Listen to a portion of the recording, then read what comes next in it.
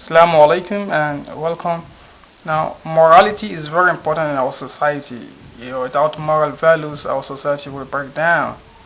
Morality contributes in the smooth running of our society. Now, objective moral values are those moral values that are valid and binding, whether we believe in them or not. For theists, these objective moral values requires moral lawgiver because they are outside of ourselves. They are externally independent of ourselves. And this moral lawgiver, we theists, we call him God. God is the source of our moral values. Now, atheists, I'm not saying that atheists do not have morality. Atheists do have moral values. There are good atheists out there, they do have moral values, but the type of moral values that the atheists have is subjective morality. Atheists do have subjective moral values. Now, subjective moral values are not the same as objective moral values. Subjective moral values are those moral values that are culturally dependent, that are changing, that they differ between person from one person and another. This set of moral values are not standard, they are contradictory. And so in atheist cycle, there is nothing wrong with lying and cheating and raping because there are not standard moral constitution to tell the atheist individual what to do and what not to do. According to Michael Rose, a notable philosopher of science, he says that the position of the modern evolutionists is that morality is a biological adaptation, no less than our hands and feet and teeth.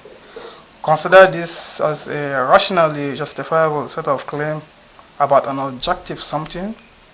Ethics is illusory. Now, I appreciate that when somebody says, love thy neighbor as thyself, they think they are referring to something above and beyond of themselves. Nevertheless, these references are truly without foundation.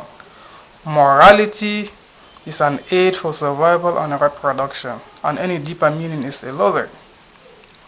So, when you lie under subjective moral values, if you are an atheist, so there's nothing wrong with lying. Morality is just an aid for survival. According to Christopher Hitchens, he agreed with this and he says, moral values are inner predispositions ingrained into us by evolution. Such predispositions, he says, are inevitable in any animal endowed with social instincts. Now, let me add some flesh and blood in this. Let me reiterate by saying that suppose there is an atheist who is very hungry and lacked money to satisfy himself. And while walking down the street, he met with a man who just withdrew some cash from the bank. And now he just robbed him and collected all his money to satisfy himself. Who are you to say that that atheist is wrong? Because there are not standard moral values to determine whether he's wrong or not. Because this atheist doesn't have standard moral constitution to guide his behavior. Because this atheist doesn't have a universally standard moral constitution outside of himself to guide him on what to do and what not to do. Because this atheist doesn't have universal moral guide to tell him what he should and what he shouldn't.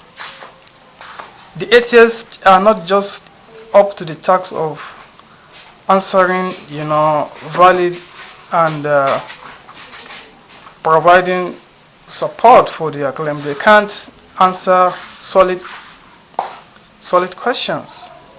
They can't prove it because they doesn't have the answers for those morals. Now, the following are my questions to atheists. Is it morally wrong to oppress a minority to benefit the majority? Who are you to say that the Nazi ethics is wrong?